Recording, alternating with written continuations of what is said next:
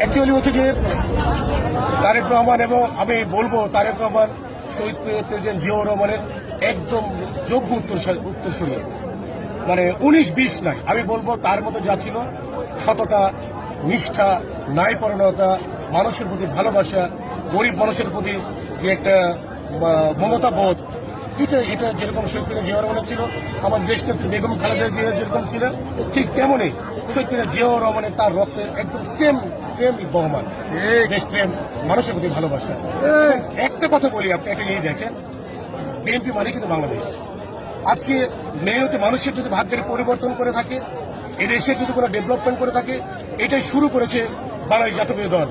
আপনারা দেখেন সর্বপ্রথম যেটা হয়েছে শহীদ প্রেসিডেন্ট জিয়াউর রহমান করেছে সেটা হচ্ছে বাংলাদেশকে এবং বাংলাদেশের প্রত্যেকটা মানুষকে সারা বিশ্বের কাছে বাংলাদেশি হিসেবে পরিচয় করে দিয়েছে।